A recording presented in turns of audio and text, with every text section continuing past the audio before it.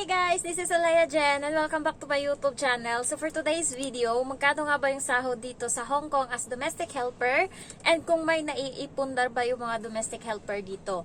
So, yung sahod dito is tumaas na ngayon 4,870. Ayan, so malaki na siya. Ako 4,730 pa lang yung sahod ko. So kapag pag nag-renew, siguro nasa 5,000 na. Kasi every year is nagrarally yung mga OFW dito sa Hong Kong. Nataasan yung sahod ng domestic helper na sana ibigay yung food allowance para sa mga domestic helper. Kasi ang daming helper dito na naaabuso ng amo kasi nga hindi nila binibigay yung pagkain para sa helper. Share food, pero yung ipapakain sa'yo gulay, minsan nga ayaw pa, magagalit pa kapag nagluluto ka. So kapag ganun siguro, nung una ako dito, ganyan ako kasi natatakot ako. Kumakain nga lang ako ng piyaya buti nga marami akong dalang piyaya. So, hindi sila kumakain dito sa bahay nung time na yun, parati silang wala. So ako din, nahiya akong magsaing, magluto, kasi nga may CCTV, so baka magalit. Kumakain lang ako minsan gatas, buti may powdered na gatas, Bear Brand akong dala, gatas and then piyaya. So kaya ang bilis ko pumayat nun, siguro kung naagapan ko yun, kasi 52 yung kilo ko, ngayon 43 na lang ako. Siguro kung naagapan ko yun, kasi para mag-iisang buwan akong ganun. Hindi ko siya naagapan, hindi ako nakadiskarte agad kasi natatakot ako. Kaya tuloy-tuloy yung pagpayat ko. Siguro 1 linggo, 2 linggo pumayat ako kaagad ng malala. Unang linggo pa lang payat na. Pagkita namin ng kaibigan ko, na-shock na siya sa katawan ko. 2 linggo pa lang ako noon. Tapos nagtuloy-tuloy na yun. Kasi nga, hindi ako nakakakain ng tama. Parati silang wala. Pag wala sila, hindi rin ako nagsasaing. Ngayon, hindi na ganun yung patakaran ko. Patakaran ko ngayon, magluto ako, bahala ka dyan. Kahit nandyan yung amo ko, hindi siya kumakain ng tanghalian. Nagluluto ako sa kusina, bahala ka dyan. Ginagawa ko, dinidiskartean ko, may kanin ako, and basta may itlog ako dyan, madali ako makakadiskarte. May gulay naman ako. So, kapag nagluto ako ng gulay nila, ihango ko na yung gulay nila, isunod ko yung gulay ko. Hindi na ako nag-isa-gisa, nilalagay ko na lang dun sa tubig na nila, yung sabaw ng gulay nila. Doon ko na sinushoot yung pagkain ko. So, hi, this is my iPhone. Ayan. And then, ano pa ba? Yung sahod is 4,830 na ngayon or 4,870. So, malaki na yung mapupundar niyan kung iisipin. Sa pera natin, nasa 34 na yan kasi mataas palitan ngayon. So, kung wala kang utang, makakapundar ka talaga. Ako guys, napautang ko na yung ate ko ng 20,000. And then, nakabili na ako ng baka. And then, yung kontador ng bahay, yung kuryente, akin na. Kasi nung nakaraan, hindi akin yan, sa kapatid ko. And ngayon, nagbibilang sila. Nung may trabaho na ako, yung ganto na medyo, sa lahat kaming magkapatid, ako ngayon yung medyo kumikita ng mas malaki sa lahat. Yung sumunod yung bunso, tapos yung sumunod yung sa Manila, the rest is hindi na. So ako yung may pinakamalaking income ngayon sa lahat. So simula nung ganun, marami na silang binibilang na porket daw nung bata ako, wala daw akong utang na loob kasi pinakain ako, maliit pa lang, baby pa lang ako. Kasalanan ko ba kung pinakain nyo ako? Hindi ko naman sinabing pakainin nyo ako. And yun, inaano nila sa akin yan, sinusumbat. Lalo yung lalaking kapatid, sinasabi sa akin na makakaiyak talaga kasi kapatid mo pero sinusumbatan ka. Kaya sinabi ko sa kanya, magkano ba yung utang ko dahil sa pagpapakain nyo? Magkano ba para maunti-unti ko kayong bayaran? Ginanon ko talaga nung nakaraan. Tapos hindi siya sumagot. Grabe, alam mo yon, yung nagbibilang sila ng pinakain nila sa akin. Sabi nga ng amo ko, kasi sinabi ko yon, sabi ng amo ko, ba't di sila siningil ng mga magulang mo? Pinakain din naman sila ng magulang mo nung bata kayo. Sabi ko, hindi ko alam. Basta ako, sinisingil nila ako parati. Yung isa naman sinasabi na hindi na siya nakapag-asawa dahil nagtulong-tulong nga sa amin. Tapos yung iba, nagka-TB daw, sabi, nagka-TB daw siya dahil sa pagtulong sa amin, sa pagpapakain sa amin. So, ayun, sinusumbat nila yan sa akin. And ngayon guys, inuunti-unti ko silang bayaran para baka sa huli kasi, alam mo yon, kahit hindi ko responsibilidad na bayaran kasi 6 years old, 7 years old, umalis na sila, hindi ko na sila nakakasama kasi nag-Manila na sila and nag-asawa na sila dito. Yung panganay lang namin na kapatid, tsaka yung babae ngayon na nasa probinsya na may pamilya na, yun yung nag-ano talaga, nagtulong sa amin.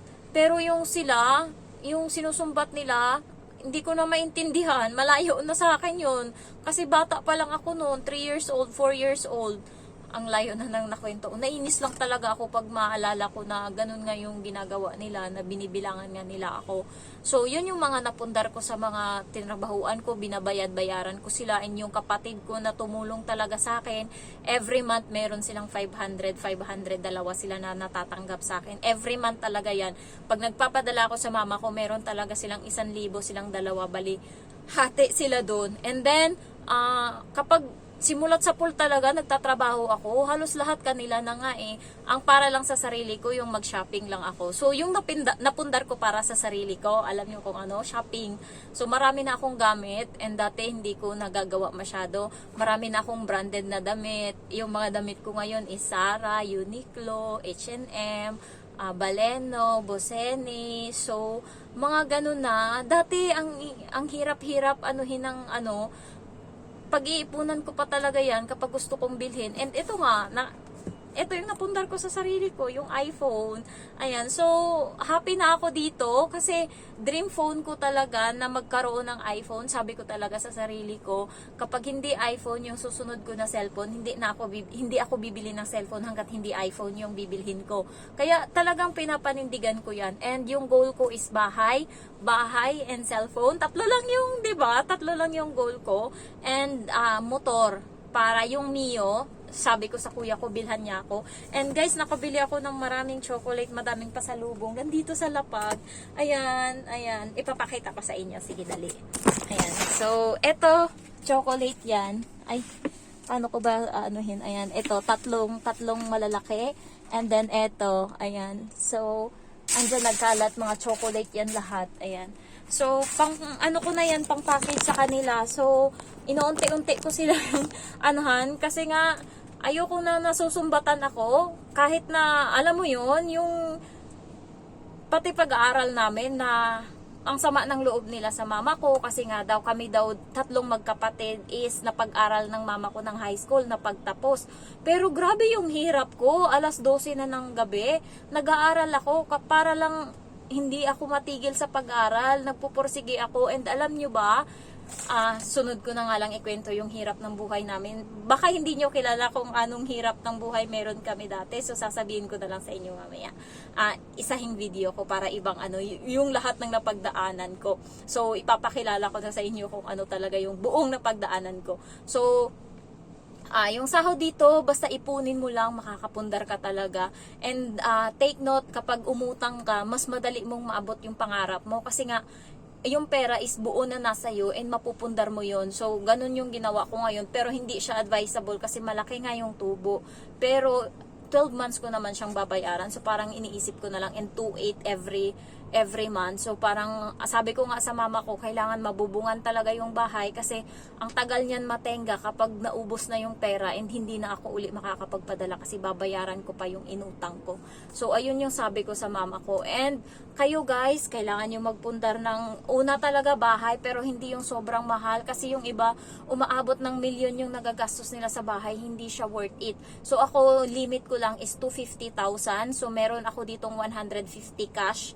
And then, yung mga materials na nabili ko, nasa 80,000 na yon. So, dagdagan ko na lang siguro yun. Pero yung mga sliding window, mga ganon, ihuhuli ko na yan kapag nakaano na ako. Pero meron din akong ATM and para yun sa sarili ko. Konti lang yung meron dun. Pero at least, in case na anong mangyari is meron akong madudukot para sa sarili ko. And yun nga, sumahod ako. And tinotal ko lahat ng sahod ko sa YouTube is nasa 55,000 na. Simula dumating ako dito sa Hong Kong, hanggang ngayon is 55,000 na yung sahod ko. Pero every month kasi kinukuha ko yun, every 2 months.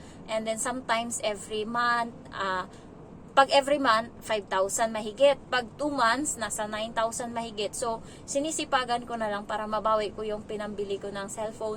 And minsan, yun nga, binili ko ng mga gamit ko. So, ang dami kong nabili para sa pamilya ko ngayon and ipapapackage ko to sa kanila. Pero last na to, bahay and then etong package, last na to sa kanila. Kasi nga, iniisip ko naman yung sarili ko. Yung mama ko nagpipiling na sa probinsya.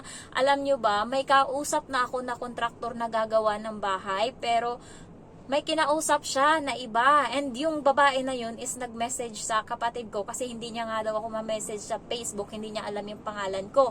So sabi niya doon, kailan daw ba sisimulan ko daw? Ipapatingin na daw sa akin yung, ipapatingin na daw nila yung bahay, kailan na daw sisimulan yung pagtatrabaho, kukontakin na daw ako, and i-message ko na daw yung maggagawa. Ha? Wala akong sinabing ganun. Iba yung magagawa niyan. Ang tagal. Kaya nga nagbili ako ng materyales. Ang hiningan ko ng mga ano na yun, ng mga markdown ng materyales na yun is yung kontraktor talaga nagagawa ng bahay, yung magagawa talaga niyan. Siya yung tinanong ko kung ilang perasong hollow blocks, ilang perasong kabilya, ilang perasong mga tire wire, pako, ganyan. So, sa kanya lahat yun. And then, ngayon, ibang tao yung sasalo. Ibang tao yung makikinabang sa lahat ng pinaghirapan nung una kong tinanungan. So, hindi. Hindi. So, sabi ko talaga, sinabihan ng kapatid ko, yung mama ko, na yung pinapadala dyan ni Inday, Inday kasi pangalan ko, yung pinapadala dyan, binibilang niya yan, sinusulat niya yan sa notebook, bibilangan ka talaga niyan pag hindi mo yan napakita sa kanya, sabi talaga ng kapatid ko.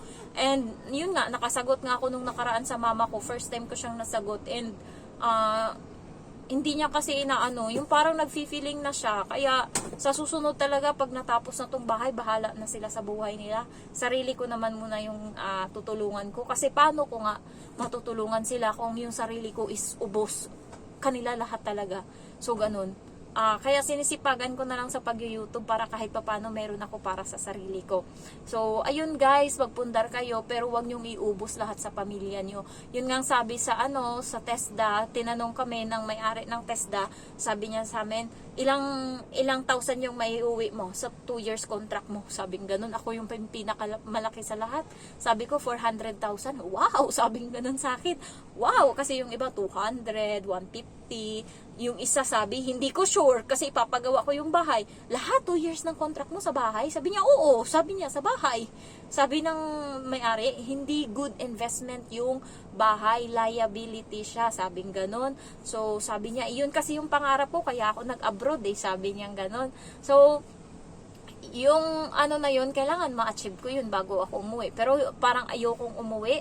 Kasi ang mahal ngayon ng bilihin sa Pilipinas, BBM pa naman ako. Haya! So, tinutokso ako ngayon ng mga ko sa Facebook. Kasi nga, pinaglalaban ko talaga yan dati ng election si BBM. Sumasama ako sa karaban yan. Nakikipag-away ako online. Bagong Pilipinas. Talagang yung mga TikTok niyan, sinasayaw ko yan, yung nang-aasar ako. So, ngayon, nagmahal ang bigas, nagmahal lahat. So, ngayon, binabalik nila sa akin yung ganyan. Tapos, sinasabi ko na lang, hindi ako nagsisi kasi nandito naman ako sa abroad. Hindi naman ako bumibili ng bigas dyan. Hindi ako naghihirap dyan kasi nandito ako sa abroad. Tsaka na ako magsisi kapag umuwi na ako dyan. So, hanggat si BBM yung presidente, hindi mo na ako uwi para hindi ako magsisi. Joke lang. So, may mga BBM dito. Pero, hindi naman ako, hindi ako botante noon. Hindi ako nakapagboto. Botante ako, pero sa probinsya, nasa Manila ako. Bawal umuwi noon para magboto lang. So, hindi ako nakaboto din. Kaya, kahit na pinaglalaban ko yan si BBM, hindi rin naman ako nakaboto para sa kanya. So, ayun lang guys. Thank you for watching. Bye-bye. Love you all.